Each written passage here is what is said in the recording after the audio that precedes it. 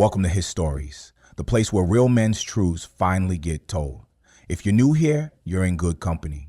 We share the raw, unfiltered experiences that shape us as men, the lessons learned through love and loss, and the moments that test everything we thought we knew about trust.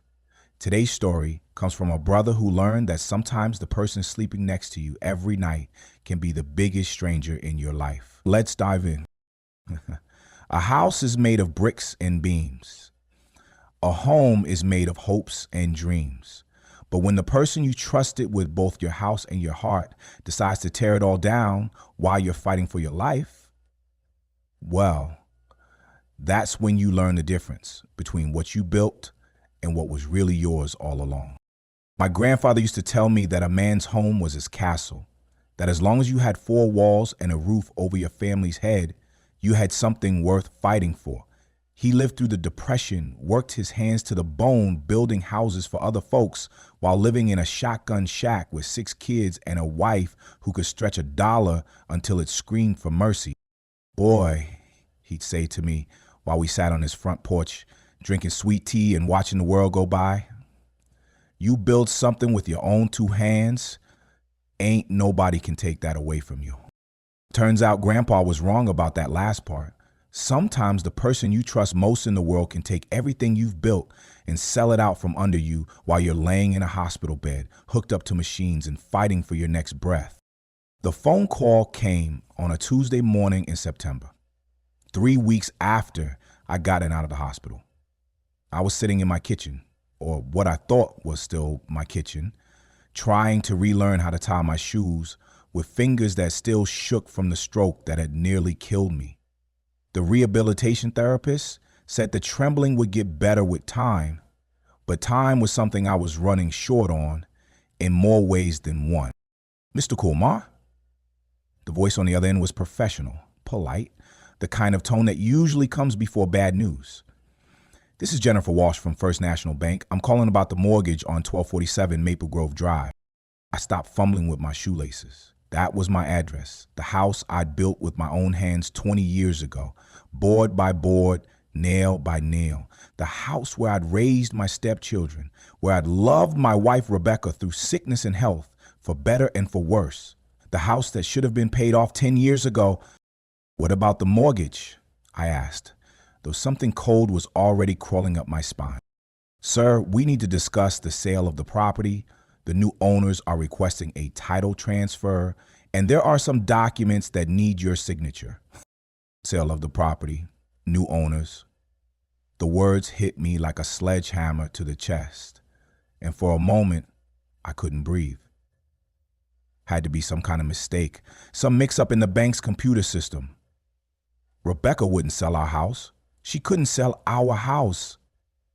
We'd built it together, planned our retirement there together, talked about growing old on that front porch I'd crafted from oak that came from trees on her daddy's land. Ma'am, I think there's been some kind of error. Nobody's selling any house. I've been in the hospital recovering from a stroke, but my wife Rebecca, she's been handling things while I was laid up. The pause on the other end of the line was too long, too heavy, with the kind of silence that comes before your whole world falls apart. Mr. Kumar, according to our records, Mrs. Rebecca Kumar initiated the sale process 6 weeks ago while you were hospitalized. The property sold last Friday for $385,000, 0 cents cash. The closing is scheduled for tomorrow. 6 weeks ago.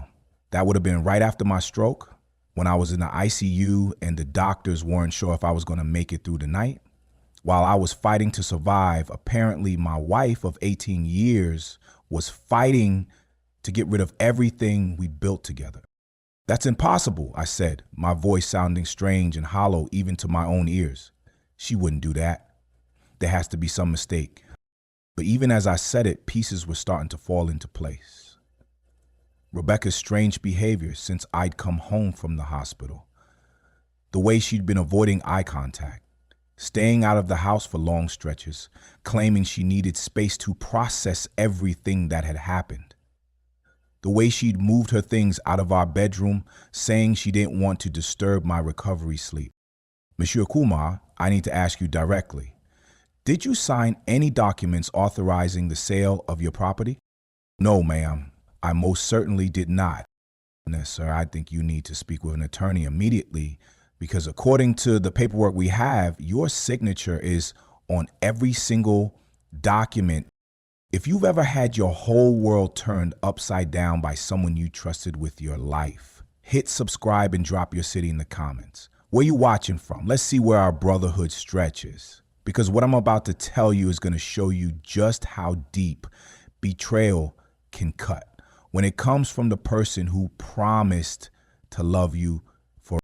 Let me take you back to the beginning, back to when I first met Rebecca and thought I'd found the woman I'd spend the rest of my life building something beautiful with. I was born Moses Kumar in 1932 in Memphis, Tennessee, the youngest of 4 boys in a family that didn't have much money but had plenty of love and even more determination. My daddy Samuel worked construction during the day and drove a taxi at night trying to keep food on the table and a roof over our heads. Mama Beulah took in laundry and watched other folks' kids to help make ends meet. Our house was small, just 3 bedrooms for 6 people, but Mama kept it clean and filled it with the smell of cornbread and collard greens. Sunday mornings meant church, clothes pressed with an iron that had seen better days, and Sunday dinners meant the whole family gathered around a table that Daddy had built himself from scrap lumber he'd salvaged from construction sites. Moses, Daddy used to tell me while we worked on projects in the backyard. You remember this.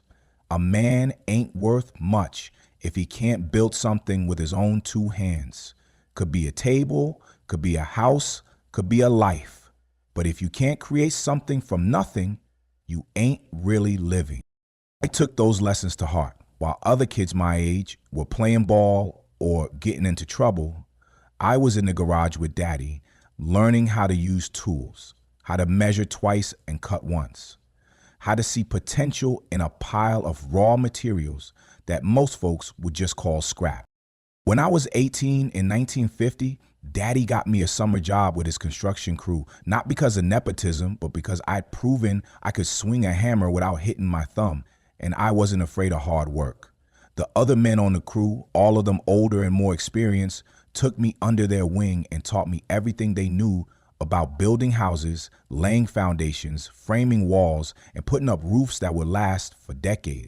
Boys got natural talent, I heard the foreman, Mr. Franklin, tell my daddy one evening when they thought I wasn't listening. Sees things other folks miss. You keep him on this path, he's going to make something of himself. After high school, I went straight into construction full-time. While some of my friends were heading off to college or getting drafted for career, I was learning a trade that would serve me well for the rest of my life. I worked for Franklin Construction for 16 years, moving up from general laborer to apprentice carpenter to full journeyman, eventually becoming the youngest crew chief in the company's history. But I had bigger dreams than just working for someone else. I wanted to build my own business, wanted to be the one making decisions and taking risks. In 1966, when I was 34 years old, I took every penny I'd saved and started Kumar Construction. Just me, a beat-up pickup truck, and a toolbox full of dreams. The first few years were lean. I took any job I could get, from fixing front porches to building storage sheds to remodeling kitchens. I lived in a 1-bedroom apartment and ate more peanut butter sandwiches than any grown man should have to, but I was building something. Every satisfied customer was a reference for the next job. Every completed project was proof that I could deliver on my promises. By 1975, Kumar Construction was thriving. I had a crew of 6 guys, a reputation for quality work and fair dealing, and enough money in the bank to start thinking about building something for myself. That's when I bought the lot on Maple Grove Drive. 5 acres of rolling land with mature oak trees and a view of the mountains in the distance. I spent months designing the house I wanted to build there. Not some fancy mansion, but a solid, well-built home with character and craftsmanship. 4 bedrooms, 3 bathrooms, a big kitchen with an island where families could gather, and a front porch where you could sit in the evening and watch the world go by. I was 43 years old and had everything a man could want except someone to share it with. That's when Rebecca walked into my life and changed everything I thought I knew about love and partnership. She was 31, recently divorced, and working as a secretary at the real estate office where I was looking for land to develop for a client. When she smiled at me from behind that reception desk, I felt something I'd never experienced before. Not just attraction, though Lord knows she was beautiful, but a sense of coming home to something I didn't even know I'd been missing. "You're the builder, aren't you?" she said when I introduced myself. "I've heard good things about your work." "Well, I try to do right by people," I replied, suddenly feeling like a tongue-tied teenager instead of a successful business owner. "It's what I heard, that you're one of the good ones." We started talking that afternoon and didn't stop for the next 6 months. Rebecca was everything I had been looking for without knowing I was looking. Smart, funny, kind-hearted, and independent enough to have her own life, but interested enough in mine to want to be part of it.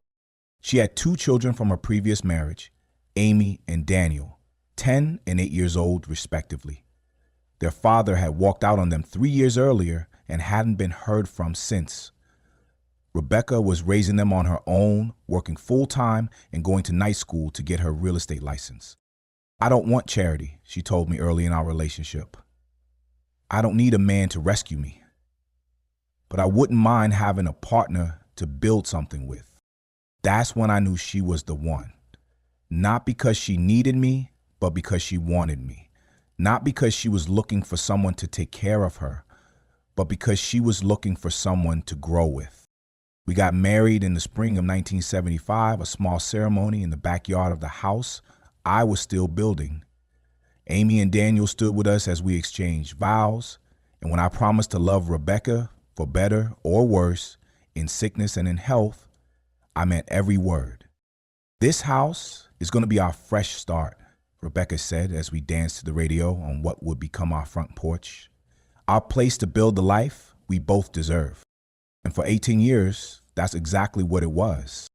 The early years of our marriage were like something out of a fairy tale, if fairy tales included mortgage payments and homework help, and the beautiful chaos of blending 2 lives into something stronger than either one had been alone. Rebecca threw herself into making our house a home with the same energy she brought to everything else in her life. She painted rooms, planted gardens, hung pictures, and filled every corner with the kind of warmth that can't be bought in any store.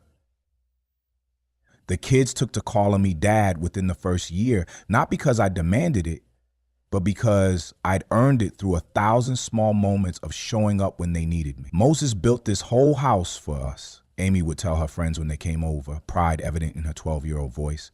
"Every board, every nail, everything. He can build anything." Daniel, always the more practical of the two, was fascinated by the construction process. He'd follow me around on weekends, asking questions about how the plumbing worked or why we'd used certain materials. By the time he was 16, he could frame a wall and install drywall better than some of the apprentices I hired for my construction jobs. "Dad, when I grow up, I want to build houses like you," he told me one Saturday while we were building a treehouse in the big oak behind our house. "Son, you can be anything you want to be," I replied. "But if you do decide to follow in my footsteps, I promise I'll teach you everything I know." Rebecca got her real estate license and started her own business, Maple Grove Realty, operating out of a converted bedroom in our house. She had a natural gift for matching people with the right properties, for seeing potential where others saw problems. Some of her best clients were young couples looking to buy their first home, and she'd always tell them the same thing. "A house is just a building until you fill it with love," she'd say. "The most important room in any house is the kitchen, because that's where families come together. Moses built ours extra big because he knew that's where we make our best memories." And she was right. That kitchen island became command central for our family life. Homework sessions, birthday cake decorating, late night talks about teenage problems and grown-up dreams. Rebecca would cook while I helped with algebra problems.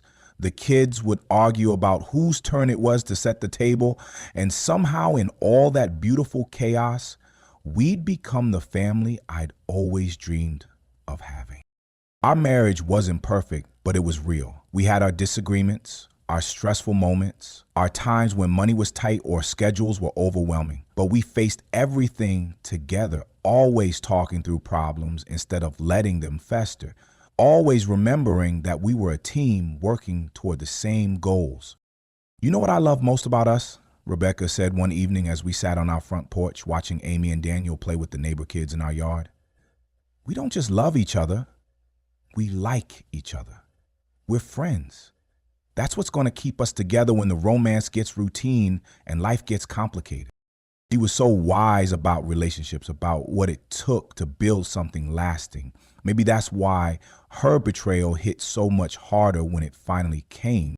The kids grew up in that house, celebrated birthdays and graduations, brought home report cards and prom dates. Amy went off to college to study education, came back with her boyfriend, turned husband, and gave us our first grandchild right there in our living room when she went into labor 2 weeks early.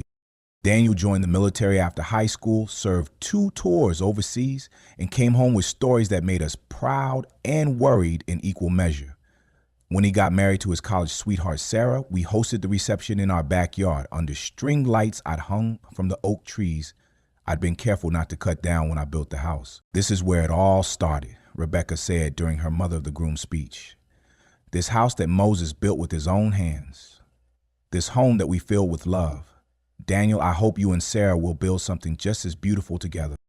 By our 15th anniversary in 1990, Rebecca's real estate business was thriving, my construction company was more successful than I'd ever dreamed, and our house had appreciated in value to nearly 10 times what I'd spent building it.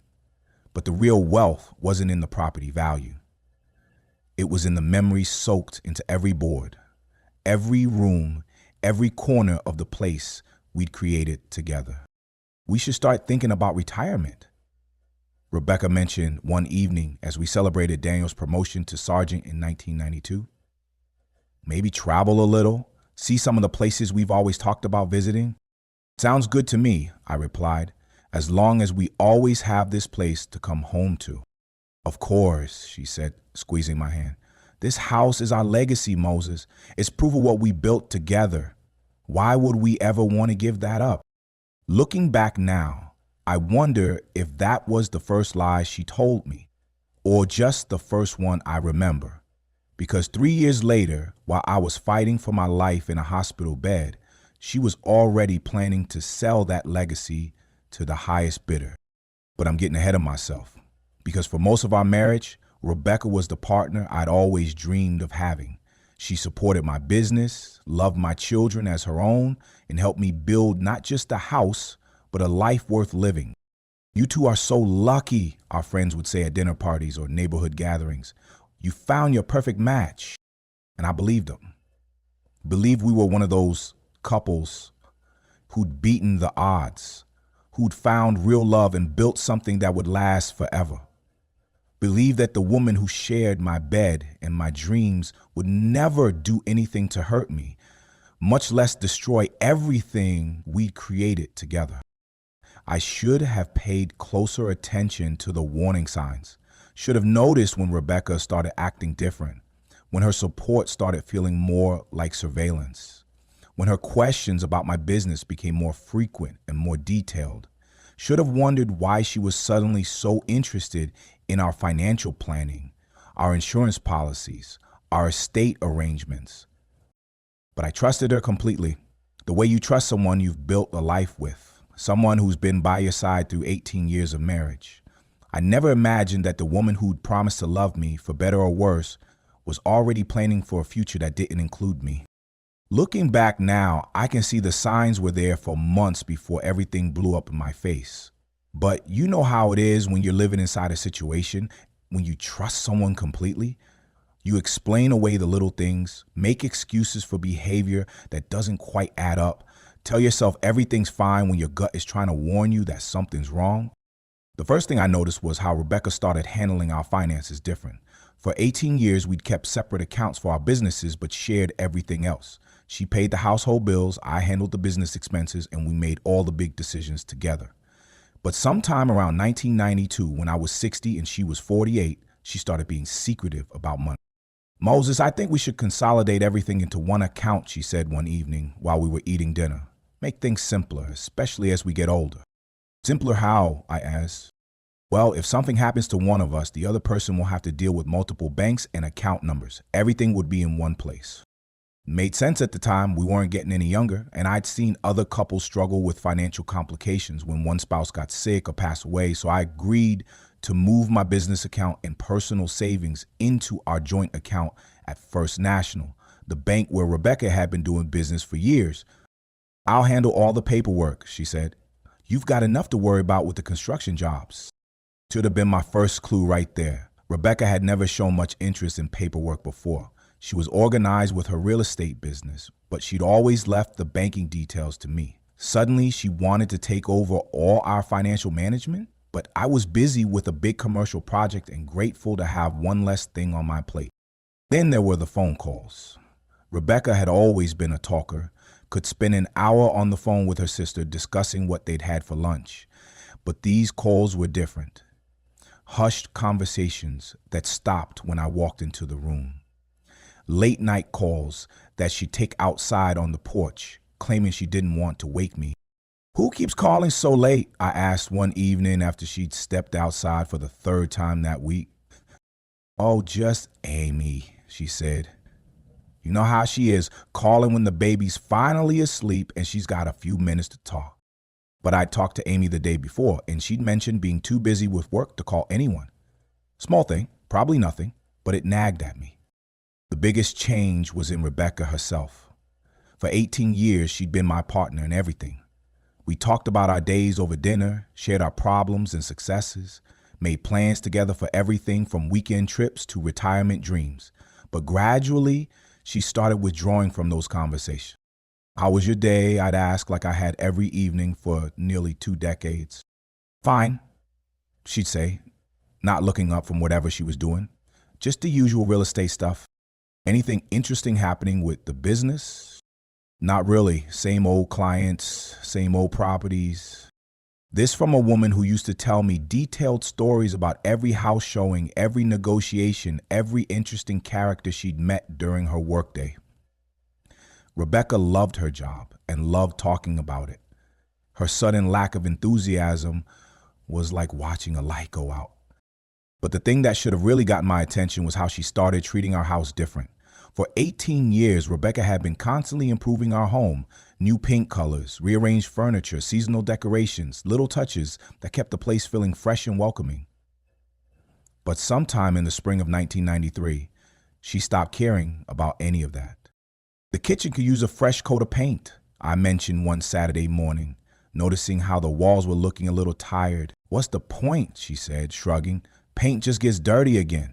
What's the point? This from a woman who'd repainted our bedroom 3 times in 5 years because she enjoyed trying new colors. A woman who'd spent entire weekends rearranging furniture because she liked the feeling of freshening up our space. You feeling okay, honey? I asked. You don't seem like yourself lately. I'm fine, Moses, just tired. The real estate market's been stressful. But I knew the real estate market, knew it was actually having one of its best years in decades.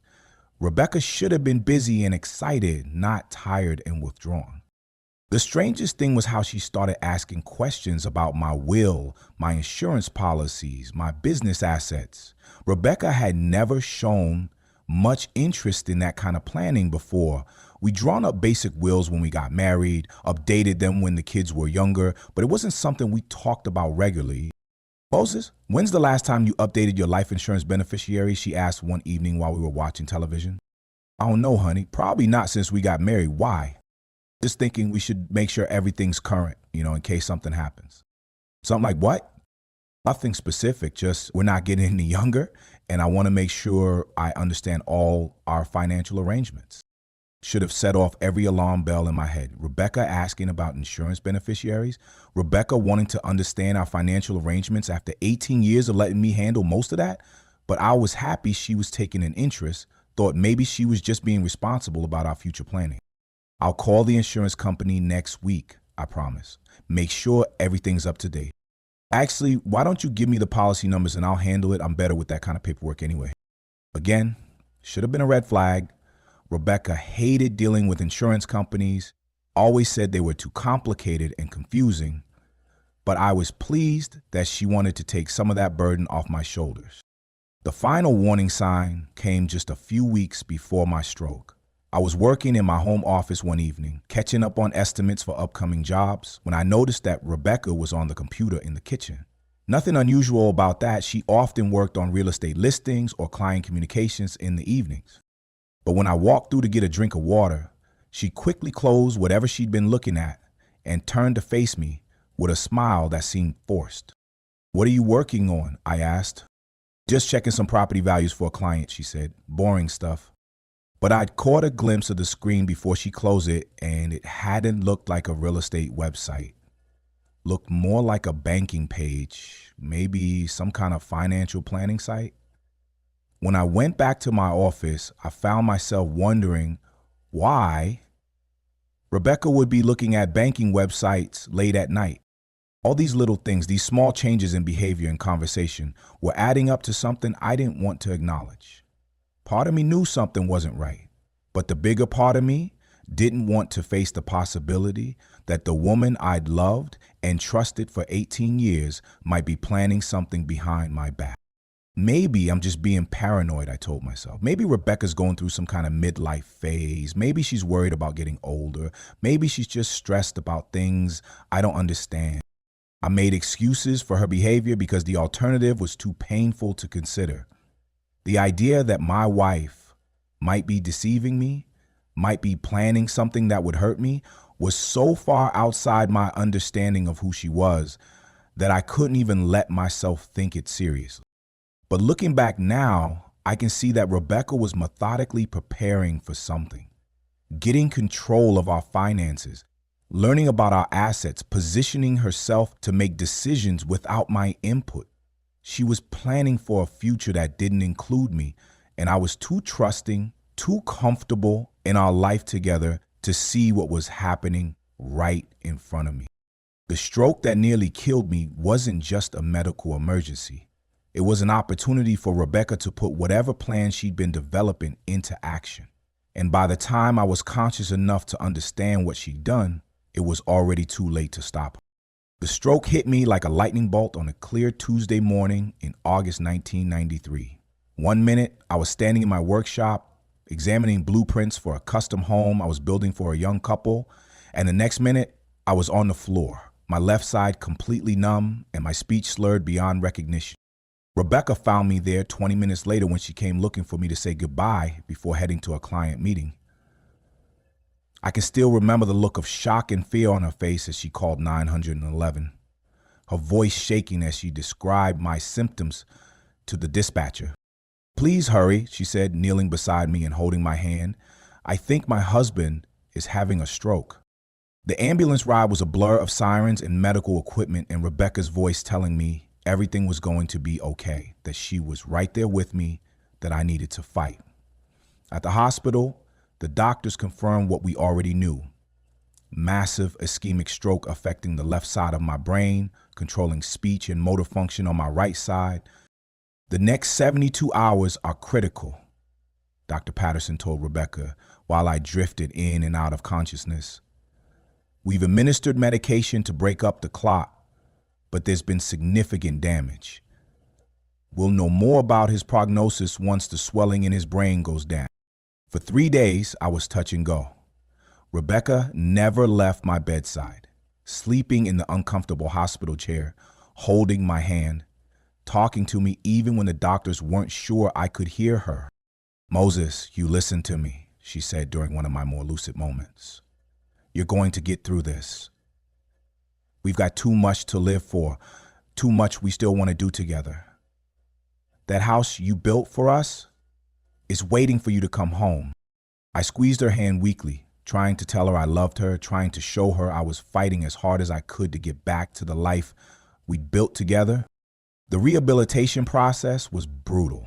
Learning to walk again, learning to speak clearly, learning to use my right hand for simple tasks like eating and writing. Rebecca visited every day during the first week, bringing me pictures from home, updates about the kids and grandkids, encouragement about my progress. But sometime during the second week, her visits became less frequent. Instead of staying for hours, she'd pop in for 30 minutes, always rushing off to handle some urgent real estate business or family obligation. "I'm sorry I can't stay longer," she'd say, kissing my forehead quickly, "but I've got 3 house showings this afternoon, and you know how crazy the market is right now." I understood, or thought I did. Rebecca had her own life, her own responsibilities. She couldn't put everything on hold indefinitely just because I was laid up in the hospital. I was grateful for whatever time she could spare. What I didn't know was that while I was relearning how to tie my shoes and form complete sentences, Rebecca was busy liquidating everything we built together. The first sign something was wrong came during my 3rd week in the hospital. Amy came to visit, bringing her youngest son to see his grandfather. But instead of the usual family chatter, Amy seemed nervous, distracted. "Dad, Mom's been acting strange lately," she said while little Michael played with the toys she brought. "She's been asking a lot of questions about you, about your recovery, about how long the doctors think you'll be in rehabilitation." "What kind of questions?" "Like whether you'll be able to work again, whether you'll need long-term care, whether you'll be the same person you were before the stroke." It's like she's planning for you not to get better. That conversation nagged at me for days. Why would Rebecca be planning for me not to recover? I was making progress every day, getting stronger, speaking more clearly. The doctors were optimistic about my long-term prognosis. Why wouldn't my wife of 18 years be optimistic too? The second sign came from Daniel, who called me from his base in North Carolina. "Dad, I tried to call Mom last night to check on you, but she didn't answer her cell phone. When I called the house phone, some stranger answered." "What do you mean, some stranger?" "Of a man I didn't recognize." When I asked for Rebecca Kumar, he said nobody by that name lived there. When I explained I was calling about my father who was in the hospital, he hung up on me. My blood ran cold. A stranger answering our house phone? That didn't make any sense. Rebecca must have given someone permission to stay at the house while I was in the hospital. Maybe a friend who was helping with something. But who would hang up on Daniel instead of explaining the situation? I tried calling Rebecca's cell phone that evening, but it went straight to voicemail. Tried the house phone, but it just rang and rang with no answer.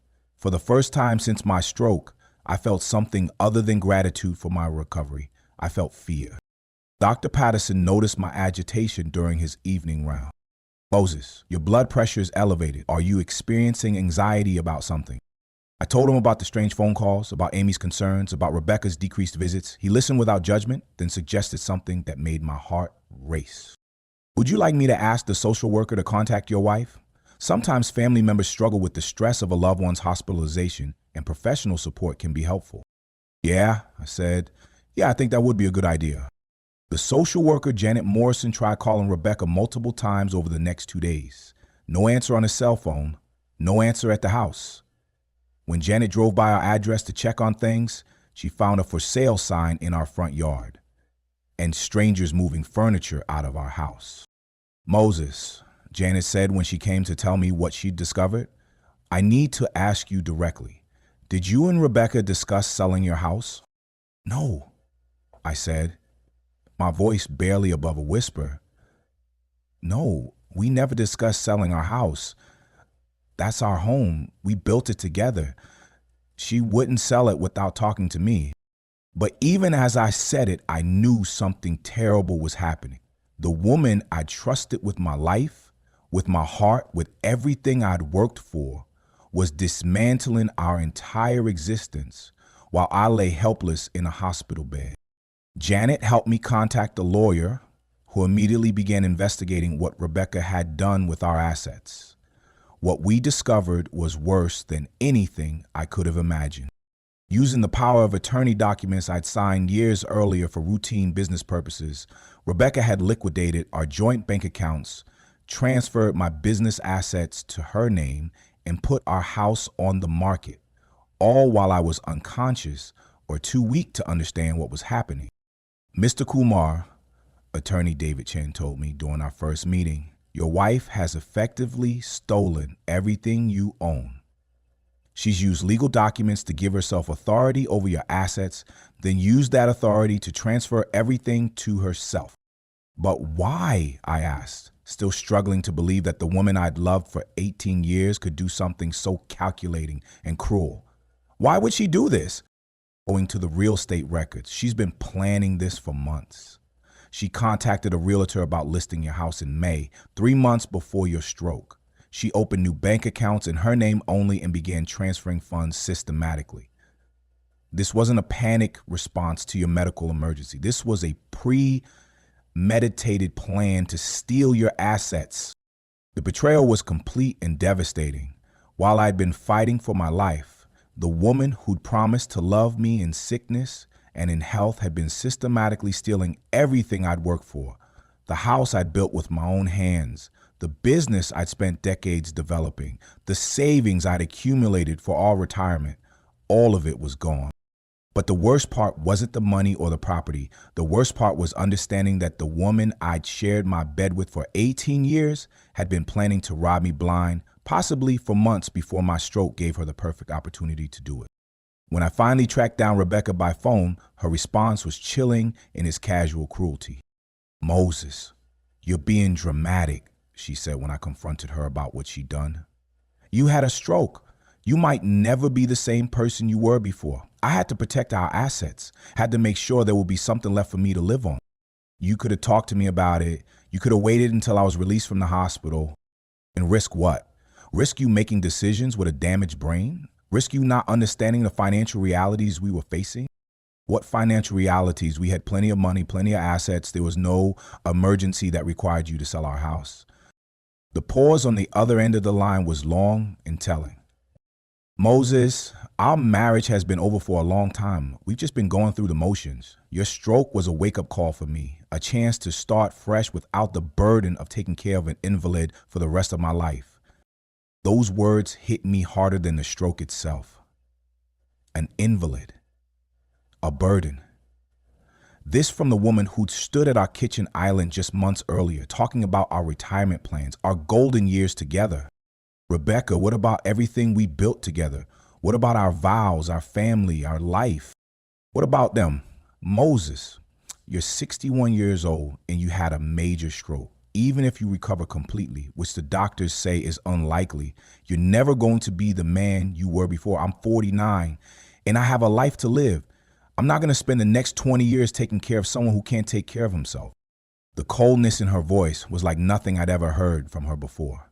This wasn't the woman who'd cried when we exchanged vows, who'd held my hand through 18 years of marriage, who'd told me just weeks before my stroke that our house was our legacy. "So you decided to steal everything while I was unconscious? That was your solution?" "I didn't steal anything, Moses. I protected assets that were legally mine as much as yours. The house sold for a good price. The business had value that needed to be preserved. I made smart financial decisions while you were incapacitated." "Where are you living now, Rebecca? Where did you go with all our money?" Another pause, and when she spoke again, I could hear the sound of someone else in the background, a man's voice asking her something I couldn't make out. "I'm staying with a friend while I figure out my next move. Moses, you need to focus on your recovery and stop worrying about things you can't control." Our friend. A male friend, apparently. How long had that been going on? How long had Rebecca been planning this betrayal while smiling at me across our breakfast table every morning? "Rebecca, I need you to understand something. What you've done isn't just wrong, it's criminal. You used forged documents to steal my property. You liquidated accounts without my consent while I was medically incapacitated. You can't just take everything a man has worked for his entire life." "Moses, you're being dramatic again. Nobody's going to prosecute a wife for managing her husband's affairs during a medical emergency. You signed those power of attorney documents yourself years ago. For business purposes, Rebecca, for routine transactions, not for you to liquidate everything I own." "Well, that's your interpretation. My lawyer says I acted within my legal authority." Your lawyer, she already had a lawyer, had probably been planning this theft for months, getting legal advice on how to steal everything I'd worked for without going to prison for it. The phone call ended with Rebecca hanging up on me, leaving me alone in my hospital bed with the crushing realization that the woman I'd loved and trusted for 18 years had been planning my financial destruction while I was fighting for my life. But the betrayal wasn't finished yet. Over the next few days, I learned the full scope of what Rebecca had done while I was unconscious. She'd sold our house to a cash buyer for $385,000, 0 cents, almost $150,000, 0 cents below its actual market value, apparently in a hurry to complete the transaction before I could regain consciousness and object. She'd liquidated my business bank accounts, sold my construction equipment, and transferred ownership of Kumar Construction to herself, then immediately sold the business name and customer list to a competitor. She had also cleaned out our joint personal accounts, canceled my credit cards, and even taken my truck, claiming it was community property that she needed for transportation. In the span of 3 weeks, while I was learning to walk and talk again, Rebecca had erased 30 years of my working life and left me with nothing but a hospital bed and a mountain of medical bills my insurance might not fully cover. Moses, Attorney Chen, told me during our second meeting, I need to be honest with you about your legal options. What your wife did was morally reprehensible, but proving fraud is going to be difficult. She had legal authority through those power of attorney documents, and she can claim she was acting in what she believed were your best interests. Even selling the house I built with my own hands? Even that, a spouse has significant legal authority to manage marital assets during a medical emergency. Unless we can prove she was planning this before your stroke, which will be difficult, she's probably not going to face criminal charges.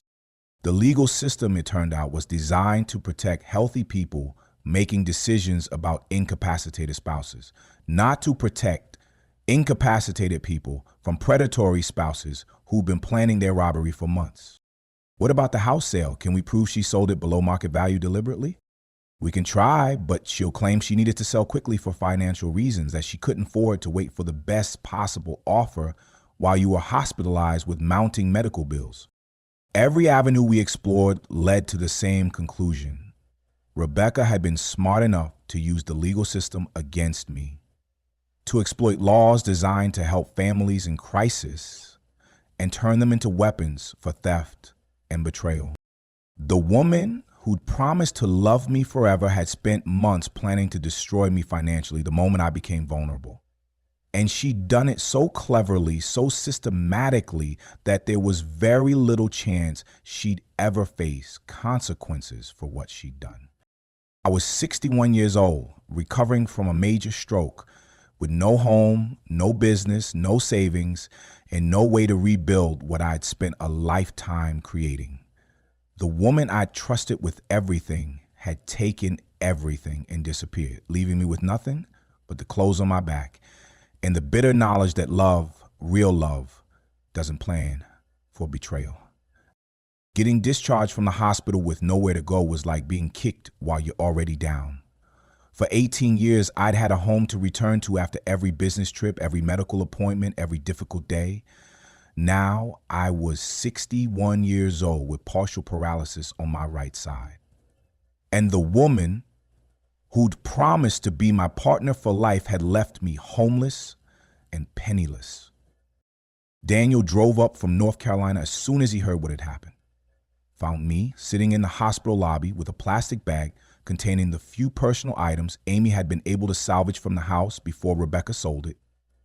My son took one look at my face and started crying, right there in front of everybody.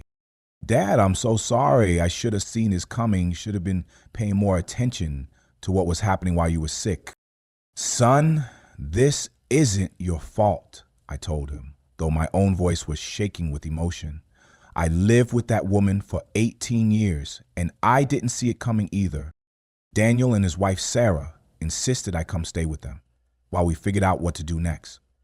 They had a small 2-bedroom apartment on base, and with their 2 young kids, space was tight, but they made room for their old man without complaint, setting up a bed in their living room and treating me like I was the guest of honor instead of a burden they'd been forced to take on. Dad, your family, Sarah said when I tried to protest about imposing on them. Family takes care of family. That's what you taught Daniel, and that's what we're going to do for you. The first few weeks were the hardest. I'd wake up every morning forgetting where I was, reaching for Rebecca beside me in bed, planning our day together before reality crashed down on me like a load of bricks. The woman who'd been part of my daily routine for 18 years was gone, and everything familiar about my life had been erased. Daniel helped me contact Social Security to get my benefits started, since Rebecca had cleaned out all our retirement accounts. We filed police reports about the theft, though Detective Williams was pessimistic about getting any criminal charges to stick. "Mr. Kumar, I've seen cases like this before," she told me during our interview. "Spouses who use medical emergencies as opportunities to steal assets? It's more common than you think, and unfortunately, the legal system makes it very difficult to prosecute." So she just gets away with it. It steals everything a man worked for his whole life and faces no consequences. I didn't say that. We're going to investigate thoroughly, see if we can find evidence that she was planning this before your stroke, but you need to prepare yourself for the possibility that this becomes a civil matter rather than a criminal one. Civil matter. That meant hiring lawyers I couldn't afford to fight a woman who'd stolen my money to pay for her own legal defense. The system was rigged against victims like me, designed to protect the thieves who were smart enough to use legal documents as weapons. Amy came to visit every few days, bringing the grandkids and trying to keep my spirits up. But I could see the strain this was putting on my family. They loved me, wanted to help, but they had their own lives and problems to deal with. Having their 61-year-old father and grandfather living on their couches wasn't exactly what they'd planned for this stage of their lives. "Dad, we found a senior living community about 20 minutes from here," Amy mentioned during one of her visits. "It's affordable, has medical support if you need it, and you'd have your own apartment." I knew what she was really saying. They'd done their best to help me, but it was time for me to find my own place and stop being a burden on my children. And she was right. I couldn't live on Daniel's couch forever, couldn't expect my kids to sacrifice their family life because their father had been stupid enough to trust the wrong woman. The senior living place was clean and safe, but it felt like giving up. One bedroom, one bathroom, a kitchenette barely big enough to make coffee. This was what my life had been reduced to after building a construction business and a beautiful home and what I'd thought was a solid marriage. "It's temporary," I told myself as I unpacked the few belongings I had left, "just until I figure out what comes next." But what came next wasn't clear. At 61, with limited mobility and no assets, my options were pretty limited. Social Security would cover my basic expenses, but there wasn't going to be money for anything extra. No travel, no hobbies, no generous gifts for the grandkids, just survival one day at a time. The loneliness was the worst part. For 18 years, I'd had someone to talk to every evening, someone to share meals with, someone who cared about my day and my dreams and my problems. Now, I ate dinner by myself, watched television by myself, went to bed by myself in a place that felt more like a jail cell than a home. I started talking to myself just to hear a human voice in that tiny apartment. "Well, Moses," I'd say while making my morning coffee, "looks like it's just you and God now. Better make the best of it." Some days I felt angry enough to punch holes in the wall. Angry at Rebecca for her betrayal, angry at myself for being so trusting, angry at a legal system that let thieves prosper while their victims struggled to survive. Other days I felt so depressed I could barely get out of bed, wondering if this was how I was going to spend whatever years I had left. The physical therapy helped some. 3 times a week, I'd work with a therapist named Lisa, who was young enough to be my granddaughter, but wise enough to understand what I was going through. "Hi, Mr. Kumar, you've suffered 2 major traumas," she told me during one of our sessions. The stroke was physical trauma, but what your wife did was emotional trauma. Your body is healing from one, but your heart is still dealing with the other. "How do you heal from something like that?" I asked. "How do you trust anybody again after the person you trusted most steals everything you worked for?" "One day at a time," she said. "And by remembering that one person's betrayal doesn't mean everyone else is untrustworthy. Your children didn't betray you. Your grandchildren didn't betray you. There are still good people in the world." But it was hard to believe that when I was living alone in a senior apartment, eating meals from a microwave, and wondering how I was going to afford prescription medications on a fixed income. 6 months after Rebecca's betrayal, I got a phone call that changed everything. Attorney Chen had been investigating Rebecca's activities before my stroke, and he discovered something that gave us new legal options. Moses, we found evidence that Rebecca was planning this theft months before your medical emergency. She opened bank accounts in her name only last spring, consulted with a divorce attorney about asset division, and even had the house appraised for sale purposes. This wasn't a panic response to your stroke. This was premeditated theft. What does that mean for my case?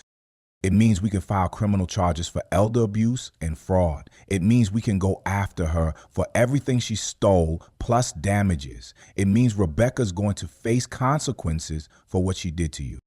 For the first time in months, I felt something other than despair. Not quite hope, but something close to it. The woman who destroyed my life might finally have to face justice for what she'd done. But even if we won, even if we recovered every penny she'd stolen, I knew I could never recover what mattered most. The trust that had been broken, the years that had been lost, the home that had been built with love and destroyed by greed. Some betrayals cut so deep that winning doesn't feel like victory, just like survival. Still, survival was better than surrender. And I was about to learn that sometimes fighting back against betrayal is less about winning and more about refusing to let the people who hurt you have the final word in your story. The criminal case against Rebecca moved slowly through the legal system, but Attorney Chen was right about having a strong case. Once Detective Williams had evidence that Rebecca had been planning the theft months before my stroke, everything changed. This wasn't a confused spouse making panic decisions during a medical emergency. This was premeditated elder abuse, fraud, and theft. Mr. Kumar, we've got her cold, Detective Williams told me during one of our meetings. Bank records show she opened separate accounts in March, 5 months before she contacted the realtor about your house. Email records show she was corresponding with a divorce attorney about asset protection strategies. She even researched your life insurance policies and retirement account. How far back was she planning this? Based on what we found, at least 8 months, maybe longer. This woman was systematically preparing to rob you blind. And your stroke just gave her the perfect opportunity to accelerate her timeline. The evidence was overwhelming, but the process was exhausting. Depositions, court appearances, meetings with prosecutors, each one requiring me to relive the betrayal and explain how the woman I'd trusted with my life had destroyed everything I'd worked for. Rebecca hired an expensive attorney, probably with my own money, and fought every charge. She claimed she was acting in my best interests, that she was protecting our assets from potential medical bills, that she had every right to make financial decisions as my wife during a medical emergency. Your Honor, her lawyer argued during one hearing, Mrs. Kumar was faced with a husband who had suffered a major stroke and might require expensive long-term care. She made difficult financial decisions to protect their marital assets, decisions she was legally authorized to make. But prosecutor Janet Morris had done her homework and wasn't buying Rebecca's Victim Act. Your Honor, the evidence shows Mrs. Kumar was planning this theft months before her husband's stroke. She researched his assets, consulted with attorneys about asset protection, and began moving money into accounts he couldn't access. When Mr. Kumar became incapacitated, she didn't protect their assets, she stole them. The trial took 8 months. 8 months of my life spent fighting for justice instead of trying to rebuild what Rebecca had destroyed. But I wasn't going to let her get away with what she'd done, wasn't going to let her steal 30 years of my working life without consequences. Daniel took leave from his military duties to be with me during the trial. Amy flew in from Denver every few weeks to attend hearings. Even my grandkids, young as they were, seemed to understand that Grandpa was fighting bad people who had hurt him. "Are you going to get your house back, Grandpa?" my youngest grandson asked one evening while we were playing checkers in my tiny apartment. "I don't know, buddy, but I'm going to try to make sure the bad people can't hurt other grandpas the way they hurt me." The hardest part was listening to Rebecca testify in her own defense. Sitting in that courtroom, watching her lie under oath about our marriage, about her motivations, about her plans for our future, was like watching a stranger wear my wife's face. "I loved Moses deeply," she told the jury with tears in her eyes that I knew were fake. "But I was terrified that his medical expenses would bankrupt us, would leave me with nothing after caring for him for years.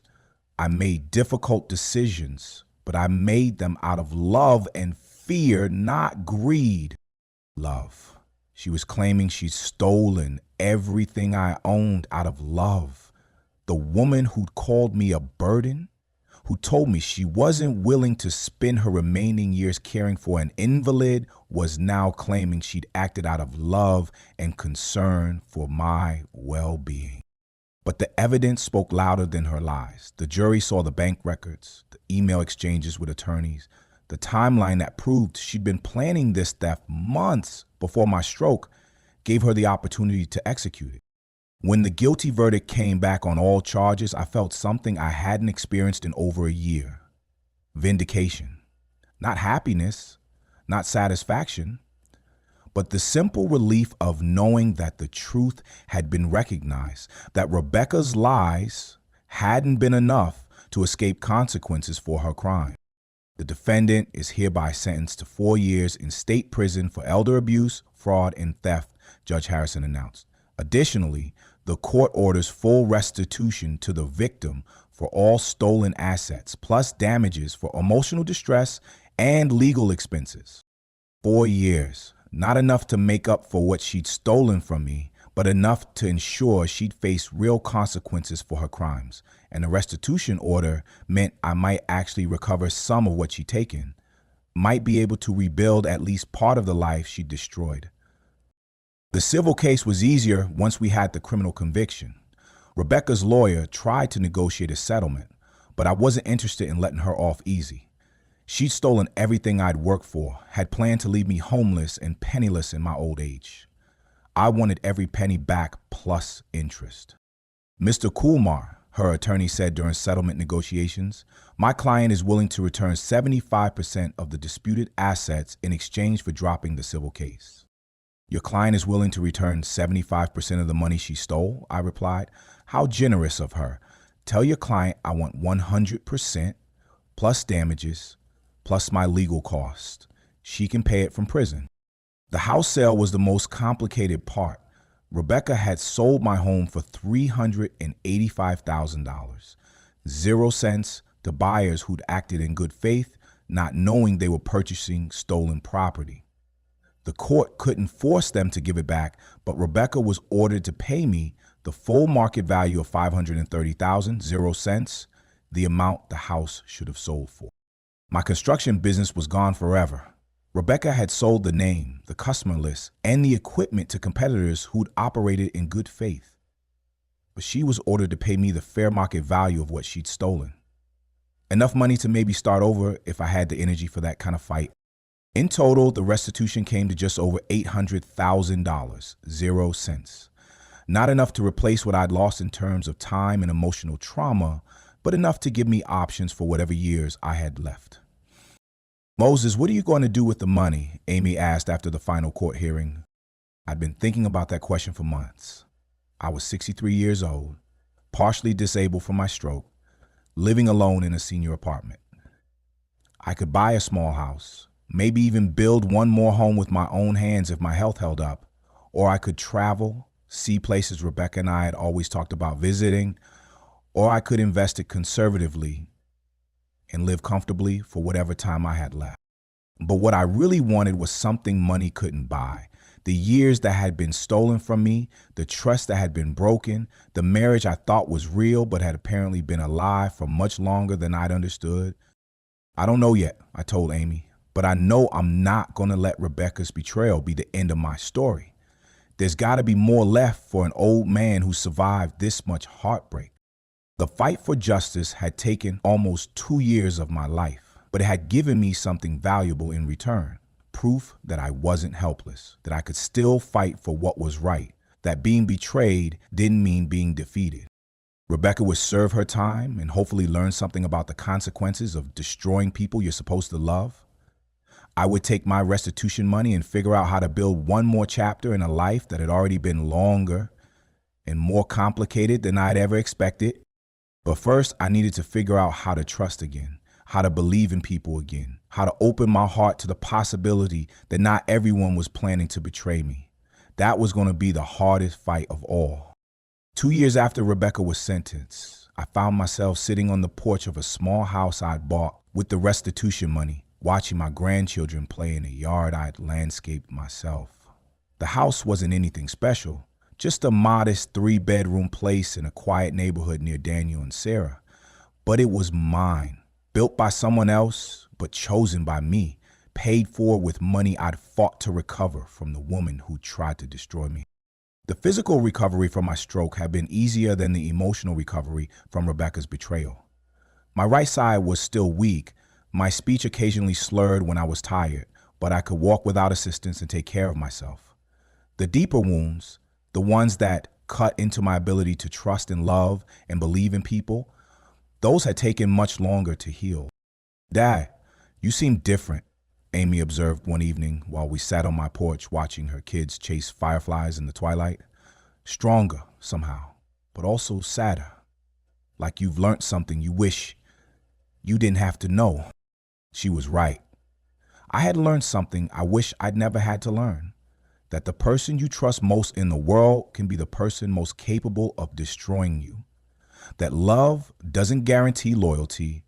That marriage vows don't guarantee honesty. That sharing your bed with someone for 18 years doesn't mean you really know them. But I'd also learned other things, harder things, more valuable things. I'd learned that being betrayed doesn't have to mean being defeated, that you can lose everything you've worked for and still find reasons to keep fighting, that sometimes the worst thing that happens to you becomes the foundation for discovering strength you didn't know you possessed. "You know what I've figured out?" I told Amy as we watched her youngest son try to catch a particularly elusive firefly. "Your grandfather was right about building things with your own hands. But he was wrong about nobody being able to take that away from you.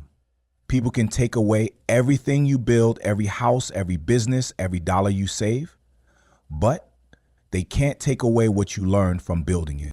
The skills that had allowed me to create Kumar Construction, to design and build the house on Maple Grove Drive, to succeed in business for 30 years, those skills were still with me. The knowledge, the experience, the work ethic, the problem-solving ability, none of that could be stolen by someone with power of attorney documents and a willingness to commit fraud.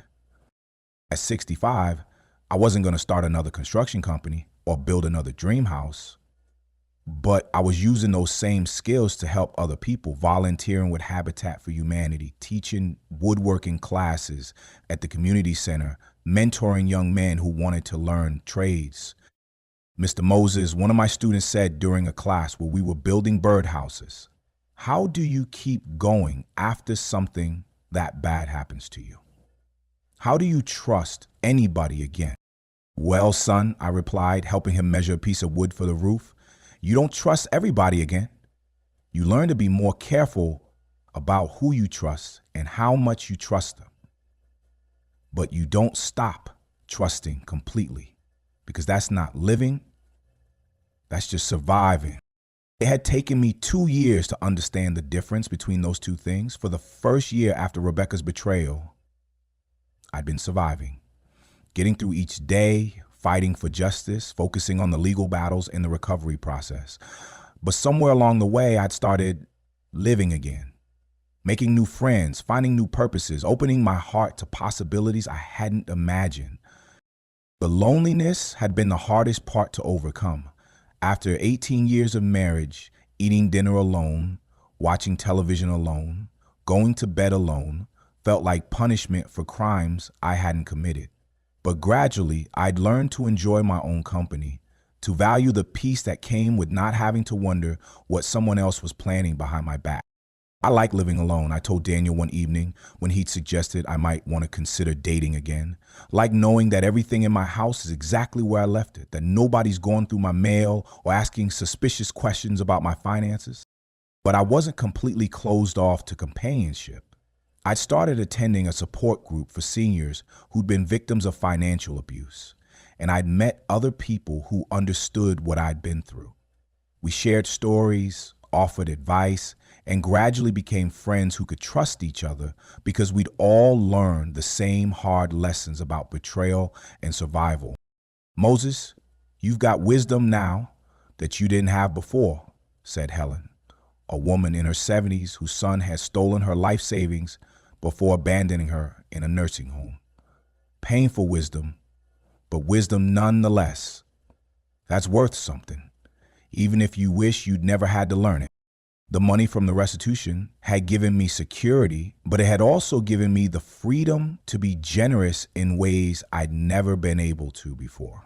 Not financially generous, because I'd learned to be more careful about that, but generous with my time, my skills, my experience.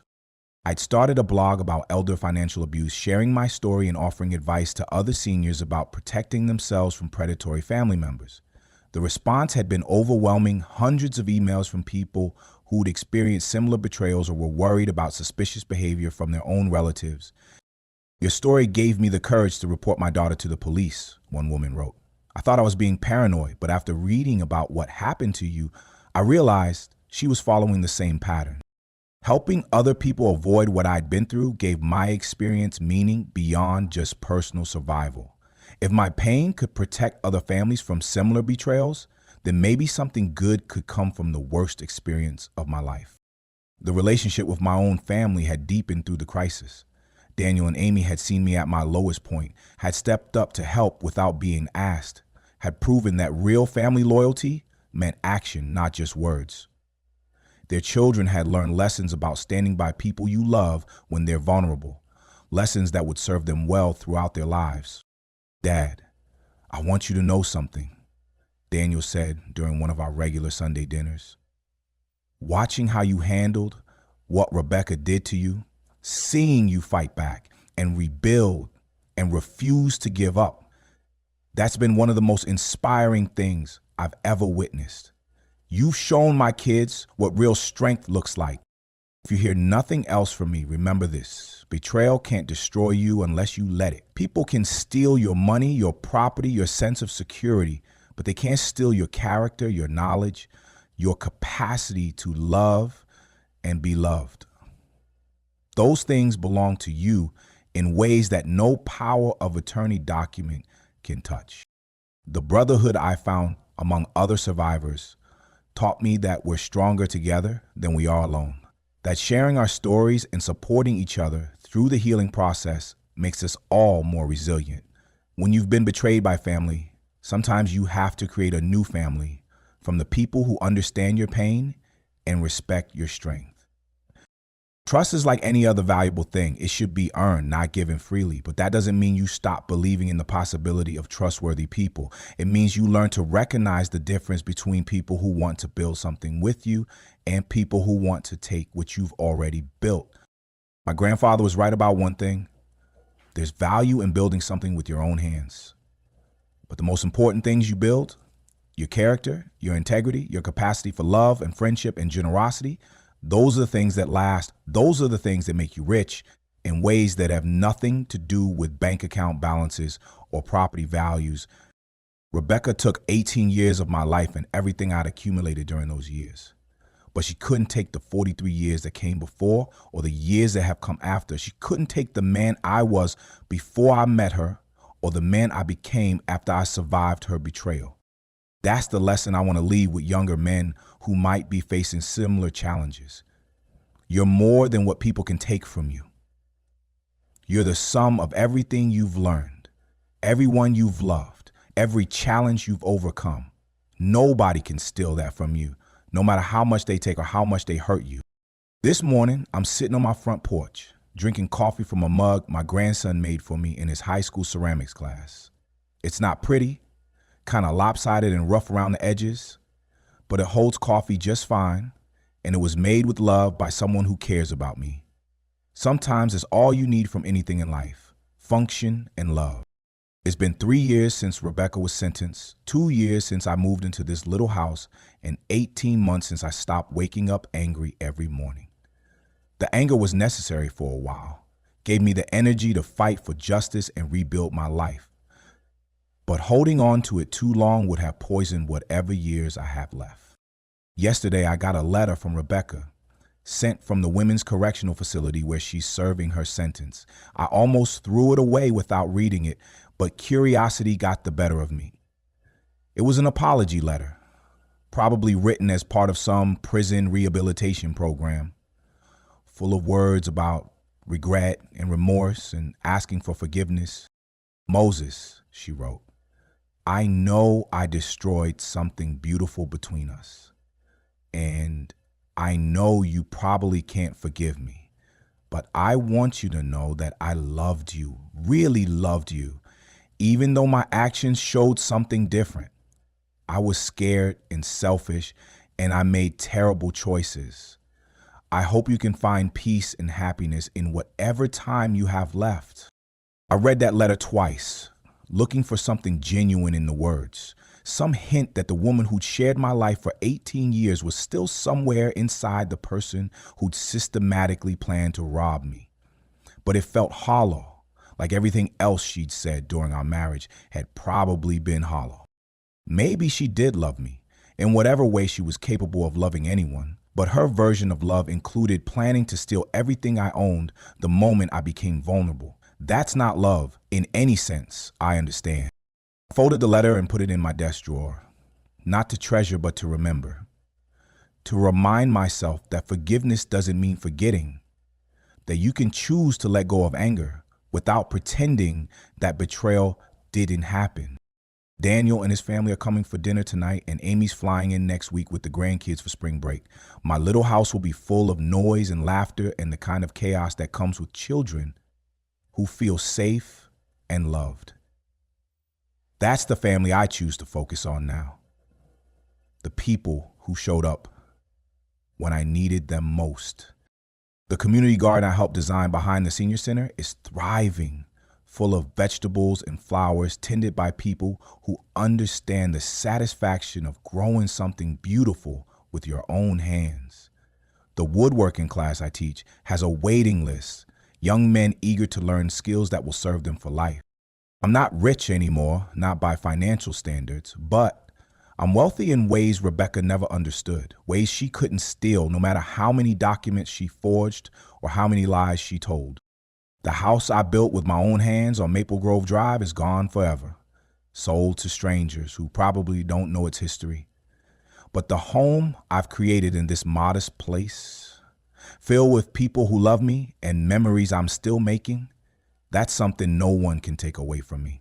Sometimes in the evening, when the light is just right and the air smells like the jasmine I planted along my fence, I can almost feel my grandfather's presence on this porch. I imagine him nodding approvingly at the way I've survived, the way I've rebuilt, the way I refuse to let betrayal have the final word in my story. Boy, I can hear him saying, "You built something good after all. Not the house you lost, but the life you chose to live after losing it." That's the kind of building that matters most. If this story hit home, share your own experience in the comments. Don't forget to subscribe and tell a brother who needs to hear he's not alone. Because sometimes the people who promise to love us forever are the ones who teach us the hardest lessons about survival and strength. This is His Stories, where men rise above together, where we tell the truth about the prices we pay for trust, the cost of rebuilding, and the surprising ways that losing everything can teach you what really matters. Remember, you're more than what people can take from you. You're the sum of everything you've learned, everyone you've loved, and every challenge you've overcome.